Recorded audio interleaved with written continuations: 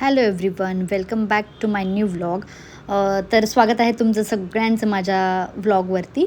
आज फक्त 10 मिनिटाचं आउटिंग करायला आम्ही निघणार आहोत. सोलो येथे बाणेर येथे आईस्क्रीम जे शॉप आहे, आईस्क्रीम पार्लर म्हणू शकता, आईस्क्रीम शॉप म्हणू शकता, आईस्क्रीम कॅफे म्हणू शकता, तिथे आम्ही निघणार आहोत.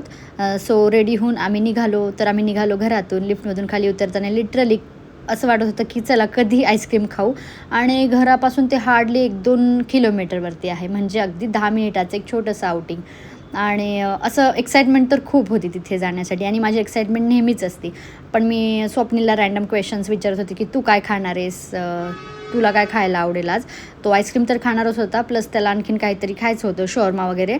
तो म्हणत होता की आपण खाऊया, एका ठिकाणी आहे बालेवाडी हाय स्ट्रीटवरती, तिथलं ट्राय करूया.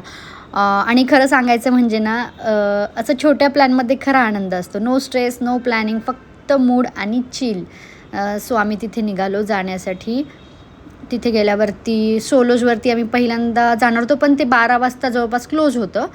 पण तो म्हणला एक पुढं जाऊन फक्त बघून येऊया की तिथे दुकान चालू आहे का शॉर्माचं. सो आम्ही गेलो बालेवाडी हाय स्ट्रीटवरती, पण चेक केलं ते शॉप जे आहे शॉर्माचं ते ॲक्च्युली क्लोज झाले होतं. मग ठीक आहे म्हणलं, काय नाही. पण आम्ही प्लॅनिंग तर खूप केली होती, एक्साइटमेंटमध्ये होतो फुल ऑन. पण दुकान बंद पाहून थोडा मूड ऑफ झाला, पण त्यातच खरी मज्जा होती.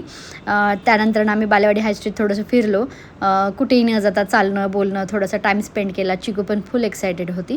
त्यानंतर आम्ही निघालो आपल्या सोलोज बाणेर येथे. मग तिथे गेल्यावरती मी चिकूला विचारत होते आता की तू काय खाणार आहे. ती काय नाही, तिला फक्त मोबाईल हवा होता. आणि ऑनेस्टली सोलोचं आईस्क्रीम आहे ना, next level. So creamy, so rich आणि एकदम फ्रेश टेस्ट आहे त्याची. मला तिथला बेल्जियन चॉकलेट खूप आवडतो. लिटरली मेल्ट होत चॉकलेट लवर्ससाठी ते ना हेवन आहे. तिथे आणखीन सारे फ्लेवर्स आहेत. मँगो आहे, स्ट्रॉबेरी आहे, पेरू आहे.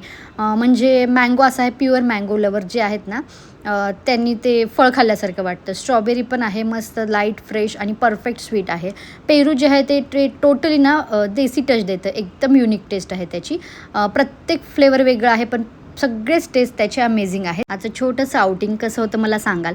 आणि असे तुम्हाला खायचे प्यायचे ब्लॉग्स बघायचे असतील, मस्त ट्रॅव्हलिंग फूड, तर नक्की चॅनलला सबस्क्राईब करायला विसरू नका. आणि व्हिडिओ आवडला तर नक्की लाईक करा, शेअर करा.